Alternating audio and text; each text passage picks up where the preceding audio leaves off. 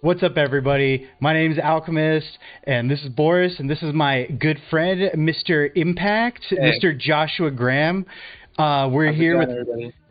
we're here with another episode of Big News, where we'll be again reviewing what I think are the most interesting topics in One Piece. And again, super excited to have Mr. Joshua Graham on here. He's been on a super hot streak over the last 3 weeks, right? It's been every single 4 weeks. week. You 4 weeks Four now. weeks. You're 4 week hot Yeah. streak. This guy's made it to the top, and on top of that, putting a ton of time into the game, doing full time coaching. So if you want basically the hottest player right now coaching you, he very limited, but he does have coaching. So I want to welcome him to the podcast. And if you want to take it away, Impact, tell us a little bit about yourself. For sure. Hi, my name is Josh. Online, I go by Impact. I've been playing card games for like 20 years. I started with Yu-Gi-Oh! I won a major tournament in Yu-Gi-Oh! At YCS. And then I started playing Hearthstone in 2014. In that time, in Hearthstone, I did a lot of cool things. I won Canadian National Championship twice. I was a Hearthstone Grandmaster. I Damn. yeah. I did a lot of competing in Hearthstone for many years, and now playing One Piece because my friends have started playing. So I was like, yeah, sure, why not? Let's start playing One Piece. And real, I real guess quick, are you feeling pretty were good. you a One Piece anime or manga fan before this, or are you going into it blind, or what's So kind of I your was situation? so I was going into it blind, but I started getting into the hype. I started Okay. watching the anime and I watched the live series, and it's all. I'm going through it now. I'm already at the Alabasta. I just started watching. Oh, already at Oh, Alabasta. Okay. damn, Yeah. dude. Wow. So How yeah, are, you got to keep us updated on how far you get into the series. It's hard to navigate the One Piece world without getting spoilers. oh yeah, it's impossible. But anyways, to get this all started, we're gonna review the Carta Magica tournament that happened this weekend. That Impact got fifth at with Whitebeard. The results were pretty interesting from my perspective. I did not participate this weekend. I didn't get in, but the results were interesting in the fact that though we had like the normal red, which kind of exceeded over 50%, we did have other decks top that normally don't top, like OP01 Dofi, which is kind of crazy, and then we also have Yeah. OP02, is it OP03 Ace, which personally I think is a weird choice just because I think that there's better destruction packages out there, but maybe the ease of the decks lets it go through. There wasn't a lot Ace of got white. second, by the way. You Ace, guys get second yeah, place. Ace did get second, Yeah. which is kind of Beat me. crazy. It was my only loss. Really? So Yeah. yeah, when we get to that, you can definitely tell me how you felt about that guy's deck. But For as sure. far as this meta goes, like, it's a lot of one ofs. It's the usual red, but it seems like if people aren't following the crowd, a good player can make it through with what they think is like a really good deck. What do Oh you think yeah. about these results, Boris? So going into the results for the regional, we do, yeah, again, like you mentioned, we have a few kind of rogue decks. Doflamingo was a deck that was really popular back in the previous sets. I know Kekfile is a big streamer that pretty much Yeah. main Dofi. I think he's kind of not falling off of Dofi, but like switched Isn't he decks. playing Queen now? Yeah, I think he's playing Yeah. Queen now, so I don't know if he gave up on that one. I definitely think it has this, it definitely does struggle, I think, in the new format, but somebody made it work here, so, it's interesting. You always have those one or two people who are able to maybe avoid the bad matchups or something, I'm not too sure. But it is a deck that I really like, and I've been thinking about playing it just for fun in this set. And then, of course, you have Nami here, which we have a lot of Nami players in our locals, and they were all super excited. Anytime a Nami does well, like they're always like, "Ooh, let's go!" So Yeah, that's kind of crazy. Nami top eight. I think this is the first time in top eight in any meta. yeah, exactly eighth place, but it counts. Yeah. Oh wow. So Oh, Impact, I guess I'll let you go into your kind of journey since you yeah. did get fifth You were place in this actually one. in the tournament. We're just Yeah, this is talking offline, about by it. the You way. were This is an actually in offline it. tournament. So you actually traveled to Canada to Niagara Falls to do this one. Well, yeah, it was. I mean, it was easy. It was a couple-hour drive. Nice. Oh, okay, so you're So, from Canada then, I guess, yeah, or yeah, from okay. Toronto. Yeah, Oh, perfect. Oh, it's right there. yeah, yeah. So it wasn't too far. So the tournament itself was very smooth, smoothly run. It was the first time in a while. just like a humble brag that I didn't start off like 6-0, 7-0. So I lost to the ace guy in like round 4. So I was like X1 at round 4. It's like you're already like, oh, the tournament's cursed, right? Yeah, this shit's kind of scary. Kept winning.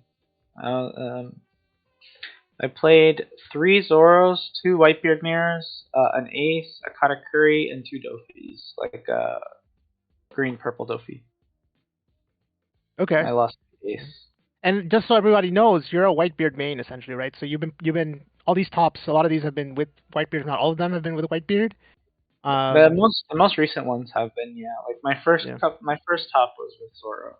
Oh, okay. You had Zoro, and then you've transitioned to Whitebeard, and that's kind of been the deck that you kind of have gravitated towards. I'm assuming you think it's probably the most powerful deck in the meta. I think a lot of people, maybe you're saying that. Yeah, so I track a lot of stats from these tournaments.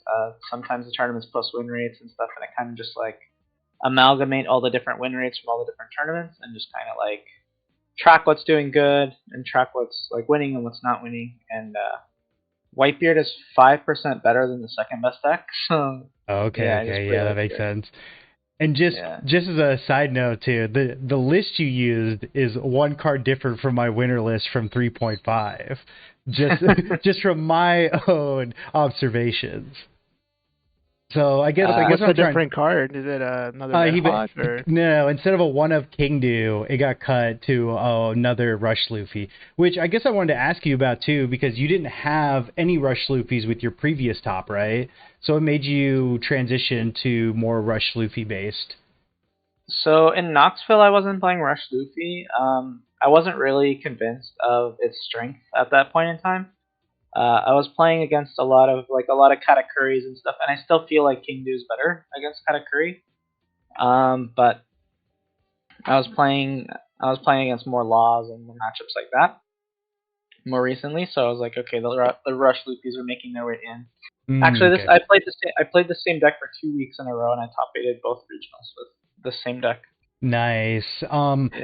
Do you think, and then I guess another question, since you did play that ace guy, do you think it's just a bad matchup for Whitebeard? Do you think it's because you don't have a ton of ace experience? Because it's hard to know exactly like what's in an ace deck all the time, because you assume the guy that's running it is like an insane person, right? Yeah, so I've played ace in exactly 2 tournaments, right?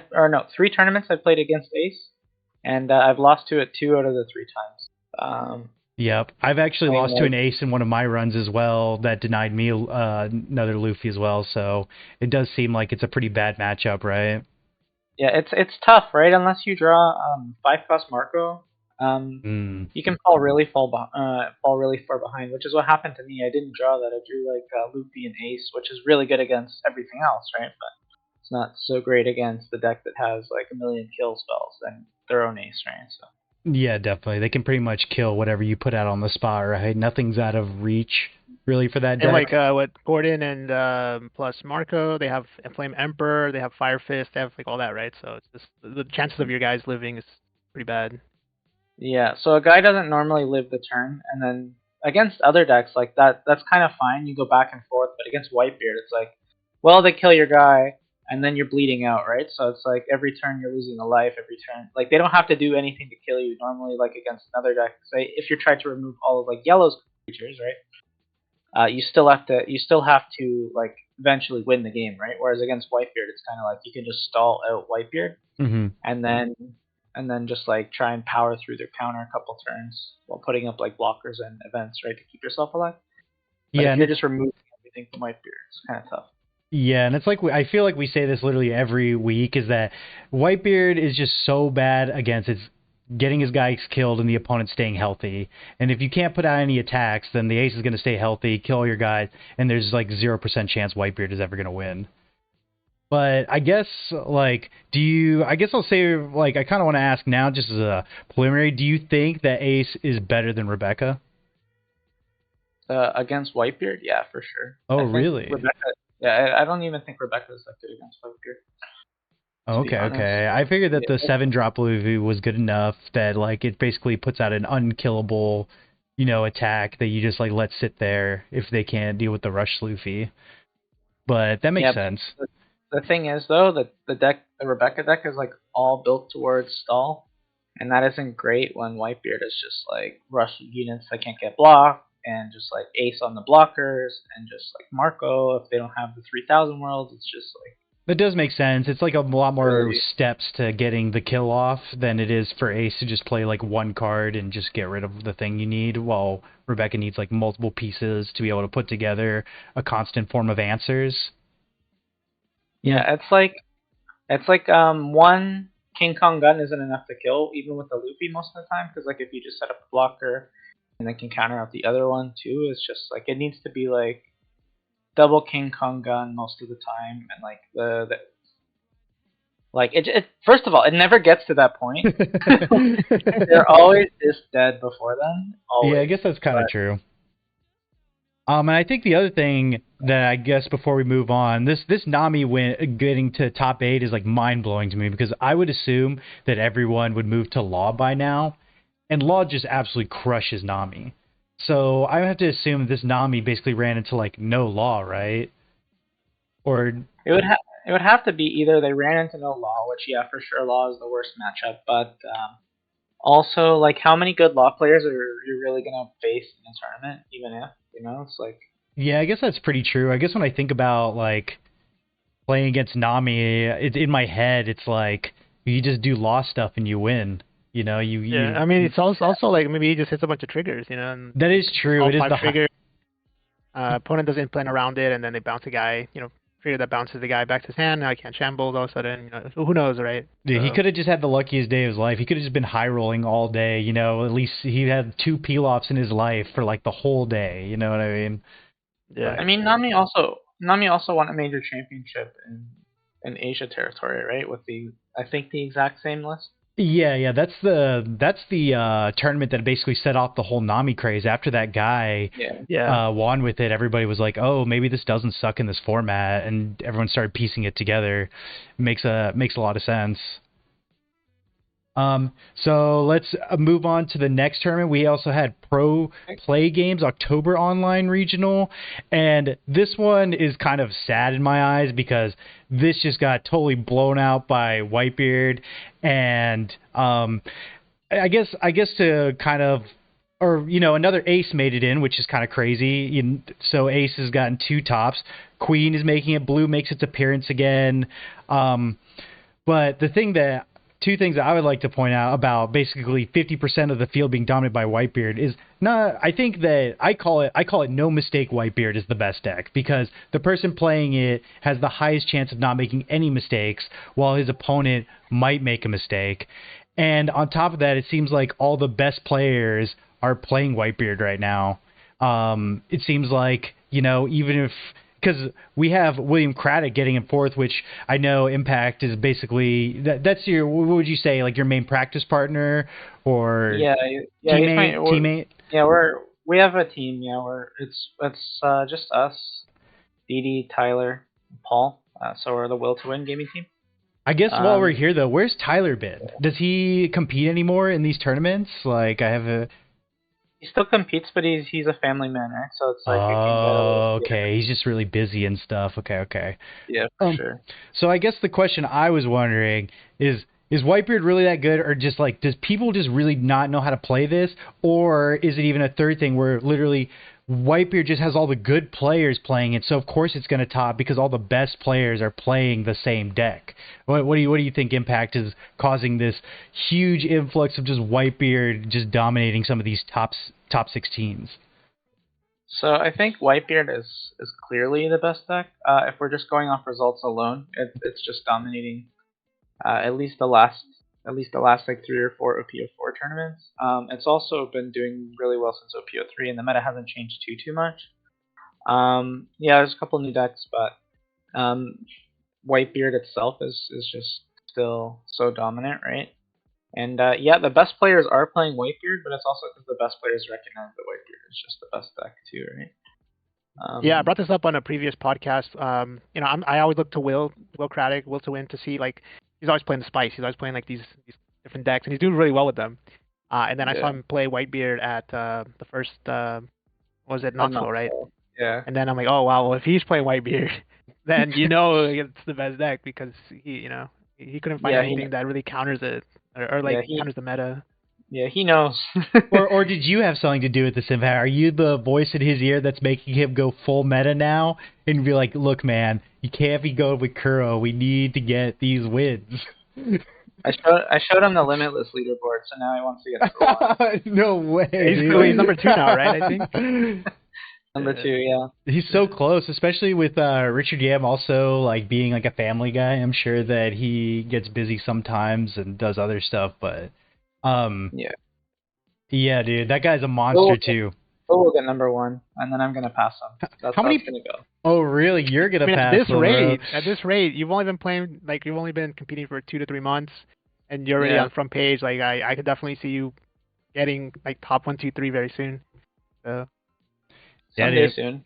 Hopefully after these this next 2 months of just weekend after weekend. Well, I'll tell you what, a win would really help. A win would shoot you straight up to top 10. Yeah, and then I'll pass Cross.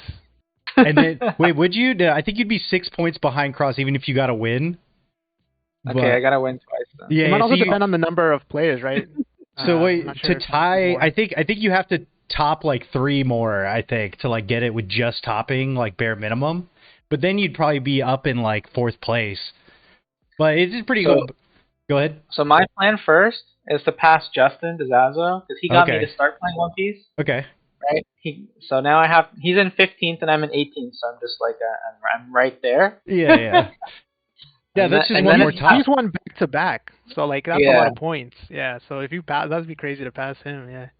So then, after I pass Justin, I'm going to pass Cross, and then I'm going to pass Will, and then I'm going to be number 1. Damn, all right. You heard it here first. Yeah, you heard it here first. Impact's coming for everybody. This guy, he's like a rapper right now. He just put out the diss track, and he says he's coming for everybody. Dude, I mean, that's it's not impossible right now, with all these, how the points are and how much points they give you for getting top 8. It could happen really, really fast. And just real quick, I guess I don't want to go too off on a tangent, but just I just want to ask real quick, the previous gaming experience from the games that you've played in the past, how much of that do you think has been a factor in your success in One Piece? Because like you said, you've only been playing for a few months and you're already doing so well. Is it that Hearthstone background that's kind of propelling you to the top, you think, or is it the other factors? It makes a big difference, yeah. Just the way that I think about planning out my turns and stuff is just it comes from years of experience. I know I have to have a plan for each matchup. I have to know what I'm gonna do if I'm going first, what I'm gonna do if I'm going second, how I'm gonna play out my hand, and then I can just evaluate the board and decide based on that kind of stuff. That decision making is it's learned, right? You can't. You're not gonna have it overnight, even if you get the best coaches or whatever, right? But it's you still that kind of stuff just comes from years of experience. Yeah, that's actually what I've been telling my friend. He's been asking me what can I improve or what can I do better.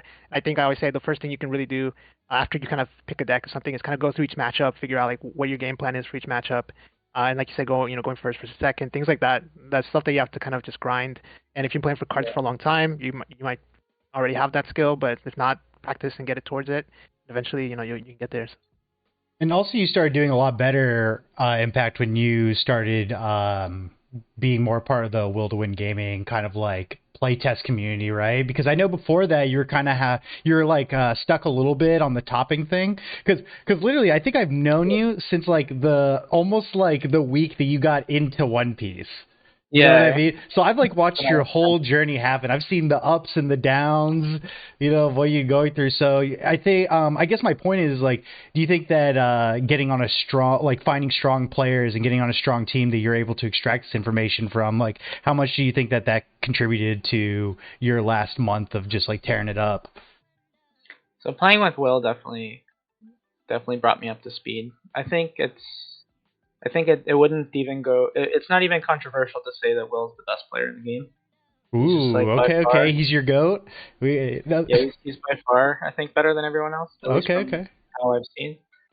So playing with him definitely made me realize, okay, I'm doing these kind of things wrong, or practicing with him made me realize I was evaluating certain cards in a certain way a little wrong, and just tightened up my play very quickly as well. Nice, Yeah. nice. So another shout out to the Will to Win team for just being super strong. Like as a whole Yeah. team, as a team, you guys are definitely the strongest right now. Like, because I think you're one of the few people who actually have a legitimate team. I think Luxury Gaming it might be like the only other team that's really putting up like a huge fight at the top.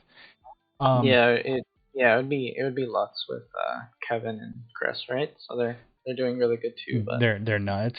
But I yeah, guess to refocus back on more tournament dealings, we'll move on to the No Heroes tournament, which had almost 1,000 players, 10 rounds of Swiss, and this is more of the same for most of the chart. More red, everybody's loving Law. I like that Zoro's seeing a little bit more because it's less brain dead than Whitebeard. You have to it's a dominating deck that you actually have to be very, very good with to be able to see these sort of numbers. So shout outs to these players who are doing very well.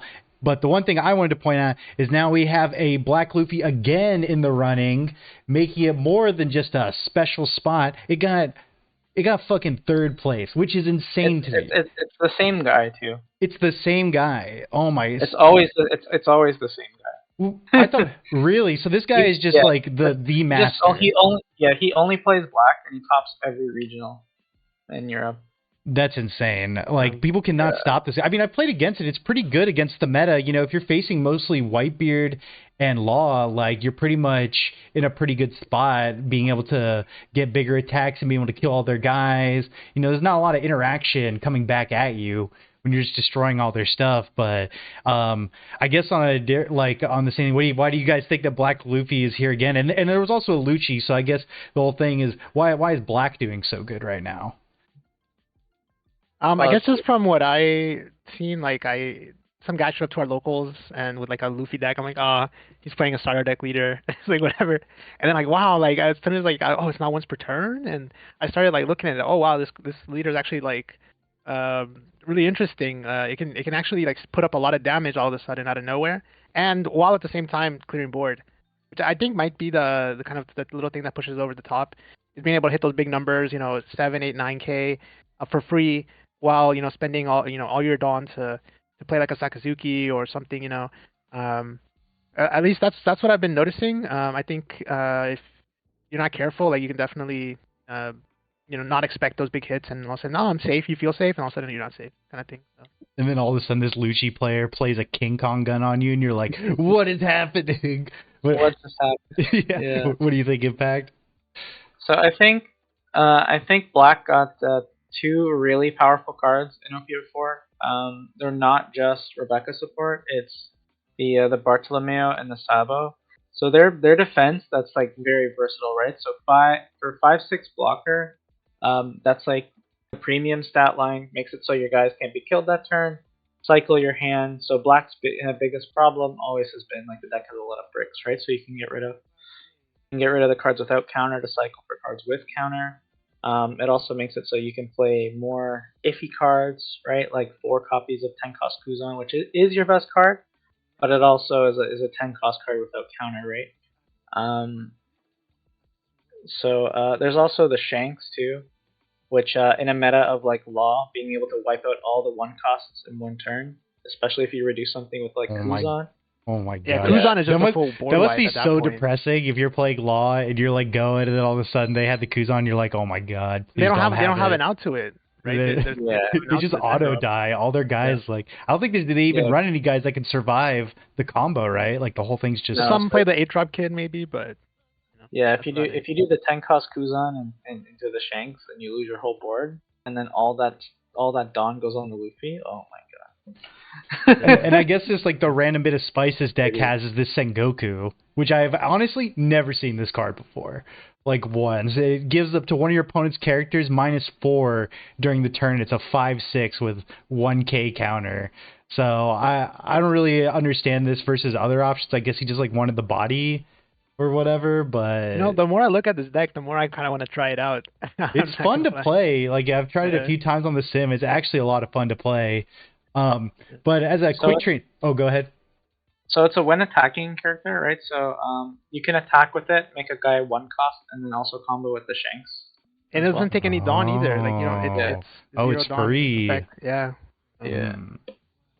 So I guess the guy's just like, I need more Kuzan-like cards. What is like Yeah. What is like a bad Kuzan? He's like, I know, I'll play Sengoku. Yeah, he really wanted bad Kuzan. Yeah. Just to do the Shanks. And I'm about it, like Yeah, it's really definitely. In a quick transition, I wanted to talk about this Lucci list. This Lucci list is like mind-boggling to me. Like, only because I'm not a black player, I wouldn't think, because this is running Barrier and King Kong Gun.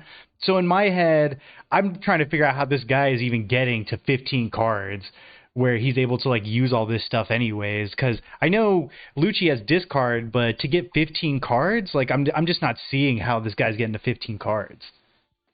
I don't know. You play Spandam into Erdor, and that's 8 already. Is it? Okay, well, yeah, I guess you got Sabo. You got Sabo as well. Sabo. Yeah. Anything Rebecca. anything uses 2Ks. Rebecca. But it's definitely one of those decks that's like almost like pure surprise, right? Like I don't know how it's like strong a combo this... deck almost, because you kind of like, okay, well, this deck, it's hard for it to win, and then you see the 4 King Kong Guns, like, oh, okay, that's how it wins. So you're kind of comboing, trying to get like Rebecca into King Kong Gun ready to, and kind of playing defensive until you can get that KO turn. Yeah, you're like a scuffed Rebecca. Like you don't have like removal, but you have like the like you can turbo into it, right? Like you can just, and you're also like a leader that can pressure their life too, right? So it's not yeah, like if you're 2 cards short, you can like play out like I guess that's like true. I forgot about the leader like ability. Yeah, you can probably do Kaku, pop his guy, pitch 2, attack, restand. Now you're at 15 cards, put on your Luffy, like double attack, something like that. So yeah, maybe this guy's like turboing his leader ability so he can get the cards in his trash and then just go in full in once he has the 15 with the loot. Because you have like the 2 attacks and you have Luffy with King Konga, and that's a lot of pressure coming out of one turn. Like, yeah, I guess that's something that we haven't really seen too much of in One Piece is combo decks. I know Impact combo was a huge part of Hearthstone, right? Like you have some decks that you're kind of looking at how does this win, and then all of a sudden out of nowhere they start doing, they have all the pieces together and they're able to combo out. So this to me, I'm kind of thinking a bit of things like that, but we haven't really seen too much of. We've seen maybe a few decks that kind of act a little bit like combo, but not too many. So it'll be interesting to see. I think this looks pretty cool. I think if I were to make a change though, I'd probably play a 4th barrier. Because that seems like I mean, that seems like it seems like you could easily get to the 15 in this, and then you just have like Black Radical Beam. That seems kind of cracked. And then if you're trying to survive, right? And then you can just finish him with the if you get Luffy to stick for a turn, you do the King Kong Gun, and then you blast them, right? I don't know. Seems kind of cool. I mean, it's definitely interesting. It's just like, I guess the last thing I say, the air door, isn't that like such a risky? He's only got 8 hits for the, or I guess you can play. You need Fukuro to play too. it though. Like you need, if you're trying to get to 15, you need to play air door. Oh, you're right. It's even less about that than just like enabling the rest of his deck. All right, never mind. That makes sense. Yeah. But that was pretty much the last notable thing about No Heroes, that they had more black representation in there, which brings me to my next subject. Do you think Ace is better than the black options you have, which are Lucci, Luffy, and Rebecca? So far, we've been seeing it's kind of 50-50 split between the tops of like. Are you talking about better towards into Whitebeard or better or just in the meta in general? You know what I mean? Like if your hands were tied and you're like, all right, which one's better? Which one are you taking? Are you taking a black deck, or you're just saying screw it, Ace is just better now? I'm probably going to take the one with Fire Fist into a Law tournament, and then I'm going to take the one with Ace to a Whitebeard tournament. I don't know. Well, it sounds like So I'll tell you how I lost. I can tell you exactly which turn I lost. The guy played Pell, and then the next turn he went Ace and put a Dawn under Pell and killed my whole board. So just like in that moment, it was just over. Yeah, he killed like 3 guys in one turn. Oh my god. So yeah, that's like a huge statement to say on why Ace is so good. Like literally, you just beat Whitebeard in like actually one turn, and it's not even like late game. It's like in the middle of the game. It was wrapped up, and my whole board was gone, just like that. Dang, that is the only problem it might have is it might struggle into yellow, but then again, you do have an out to 10 drop. Crossfire plus Emperor takes out the 10 drop mom. So if they don't have back, you could do that. I mean, yellow is always the bad matchup when you're playing ace, right? But it's like it must have gotten a little bit better. Has like a little bit better board control too now, and you can. The thing with ace too is you can actually be an aggressive deck sometimes if you have to be, which is kind of like what it has going for it, right? Is that Yeah, and then sometimes your opponent forgets that you can, Ace has that hidden ability where you can go offensive, counter offensively. Yeah. And I know I messed up the math one time against an Ace player. I had the game won, and all of a sudden, they go attack, pitch, like 4 or 5 cards, and then I thought I'm 1K off. I did the math wrong or whatever. So Yeah. it can happen too. Sometimes they stick a Marco in a buggy, and a couple turns later you're dead, right? Yeah. They could play 9-cost Whitebeard on curve. That is true. That card is still really, really annoying. So I guess the consensus, you guys are agreeing that just like aces is better than just the black options right now, or? I don't know. I mean, I have to test a little bit. Actually, I might go try some of these decks out after the podcast just to see what they play like. But not gonna lie, I want to try this Dress Rosa Lucci deck. This whole thing cost maybe $10 to put together too. So really?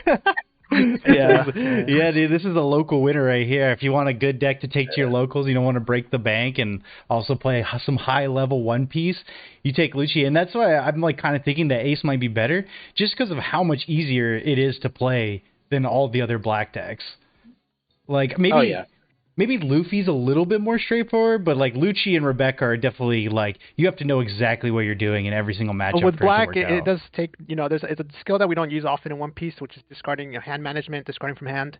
There's not a lot of other colors that do that, and so someone who's playing for the first time is like, oh crap, what do I discard? I could especially when you have like 2 or 3 cards in the hand and they're all good.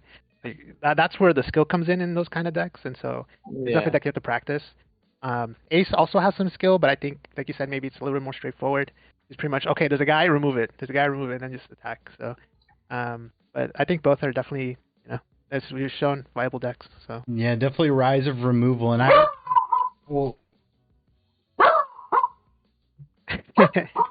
no, Alchemist. No. Oh, is it the dog? We got his dog's name is Ace, by the way. I don't know if you knew that. I didn't know that. My dog is popping off. Yeah, this is Ace. He's popping off. You probably saw a dog down there. Chill, buddy. All right, let's go on to our last subject that I'm pretty curious about too. So I haven't gone to too many traveling events, and I know you're probably one of the most, you're one of the players that has to travel the farthest and the most often for all your tournaments, right, Impact, just because of where you live and stuff. Did you do a lot of traveling for other games, and how do you mitigate the fatigue that traveling can give someone and still perform the day after? Because you're pretty good at it. Because 2 of your tops are from in-person tournaments, right? A bunch of them are actually. Okay, so you've done better on the in-person than on the on the online. Yeah, I've done better in person for sure. Okay. Yeah, I don't know. I can sleep on planes. Works for me. I'm a weekend warrior, right? I have a full-time job, so I can't really travel. During the week, I have to go on the Friday night to get there for the Saturday morning and come back on the Sunday, right? So it's so yeah, I'm in and out, right? But it's crazy, dude. I've so One Piece is is one of my first card games that I've traveled for, and it is really, really taxing to have to put on, not sleep in your own bed, be social for the whole weekend and meet everybody while also trying to keep a tight game. And there's just a lot happening. Is there anything, are you just used to the high pressure, or do you just think that you're built for traveling? Is there anything I could do personally to try to make the mental fatigue not as bad? You have to get a good night's sleep the night before. That's just step one. If you don't normally go to bed at 9, 10 o'clock on the night of a tournament, you should go to bed at 9, 10 o'clock. That way you can get up at 7 a.m., have a shower, have breakfast, and then once you're at the tournament, the days are kind of long, but it's also you can feed off the energy of everybody in the room. If you're doing well, everybody's cheering for you. It's you want to win, for your friends and stuff too. It's not just for yourself at that point. That's good advice. I know a lot of people like to I need to get as much testing as I can the night before, and they'll stay up till midnight, 1 a.m., 2 a.m. testing But like you said, it might just be better just just go to bed early. A little bit If of you testing weren't, might actually be counterproductive, and that you're yeah, not as if you sharp weren't, the next day. if you weren't prepared already going to the tournament, then I don't know what to tell you, Yeah, right? the night before isn't gonna save you if you're Yeah, not like fully prepared. And then one of the things I wanted to bring up is you went to Mexico for one of the trips, and I just want to yep. see kind of because not a lot He of was NA players have gone to Mexico, two so I trips. just kind of see like what the kind of the people were there. I know the venue and setup I heard was really good, so maybe just share Yeah. a little bit of your experience at the Mexico tournament. So I really like I used to live in Mexico, right? So it's like I've been competing in like Mexican tournaments for a long time, and they usually put on a good show.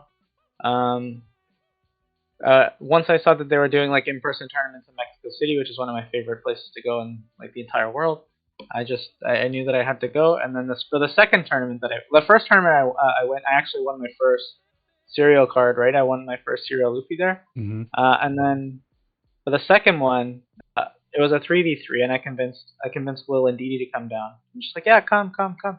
It'll be fine. I'll tell you exactly where to go. Stay with me. We'll go together. Blah blah blah. You'll be fine. Everybody speaks English, so you'll be good to go. But yeah. So and then the second and at that tournament we got fifth place also, the 3v3. Yeah, man, you can't stop topping now. You finally found your stride, man. Like, and just for reference too, just for the people trying to make it, about what, like a third way through your career pact, you were like hard stuck, what, like 6'3", 7'2", somewhere in there, like you were like bubbling out and stuff, like right Yeah, there at towards the end or in the yeah beginning. right when I was starting, I was like going like 7-2 at pretty much every tournament, right? And I was like, well, what am I doing wrong? I had to be really introspective. I had to make sure that I was doing like proper play testing, and deck selection is also very important. There's a lot of tournaments where I just wasn't picking like the deck that gave me the best chance. Like I would play like Law or I would play Zoro, and even though these decks are good, they don't give you the best chance. Hmm. Um, so I decided to just like play a deck that had the best chance in winning in the room, and put a lot of time into learning all the different matchups, like all the different fail scenarios where the deck could fall apart. In my testing, I know it's going to come off as a hot take. Everyone says Crocodile's favored into Whitebeard, but in my testing, the Whitebeard's favored into Crocodile. Okay, Just stuff okay. like that. Okay. Yeah, but it's like things people are doing wrong as the Whitebeard. No, that makes But sense. I think a lot yeah, of people get the wrong idea about certain matches just based on who their practice partners are and stuff, which I we know. kind of. Oh, sorry to cut you No, off, no, dog. go Yeah, I ahead, go know. ahead. Impact and I actually played a match in Orlando, and I pretty much I had like a winning position. Like there was no way. Like I really thought there was no way I could lose, and he almost found a line that would win for him. Involved yeah, like not attacking with his guys actually. So that's where again like you can definitely see that there is some skill in there, and like even though the deck is supposed to play XYZ, you can play it like AB. Like there's other patterns you can play in other ways that can definitely win in certain scenarios. So yeah. um, You can usually find a way with Whitebeard if you're thinking far enough ahead Hmm. Hmm. and just taking your time. The one thing I recommend to anybody who wants to get better at One Piece is just take your time. Okay, it's you have one you're playing one game. It's a 40-minute round. You're not getting the time back, and you're not winning any awards for finishing your game in 10 minutes, right? So just take your time, think through your plays. Even though it is way And cooler to finish your game in 10 minutes, not everybody's Thomas Wynn who can finish a law game in under like 7 to 10 minutes just because innately how fast he can play. You don't have anything to prove to anybody, right? that's definitely something I need to work on myself. Actually, is just I tend to play really fast, and I've definitely made mistakes where if I just slow down and think about it, Same, Uh, same, yeah, bro. thankfully none of those have been at a major tournament, but like, yeah, definitely, great tip. I know I'm gonna keep working on it, and if you guys work on it, it could be a really good way to improve your game. So, yeah, All right. I take my time. I'm the slowest Whitebeard player you'll ever see. Oh my god! You make them suffer through the whole experience. They're like, no, you're not getting out of here in 10 minutes like you think you are. This is gonna be a 20-minute of me just destroying you. You're gonna feel every part of it. But I think that's gonna wrap it up for us. I think we got everything we want to talk about. Definitely follow Impact on Twitter. If you want to get better at the game, go on Will to Win's Discord, ask for Impact to train you, and give him a good price so he'll put you priority in his large queue of people who know that they can get better from his training. And I appreciate you guys so much for being on here with me and chatting One Piece. No problem. Cool. Thanks for having me. Yeah, no, thanks for joining. Yeah, like I said, definitely wanted to get you on here and just get your thoughts on the game. So thanks. All right, guys. No problem. Peace. Thanks.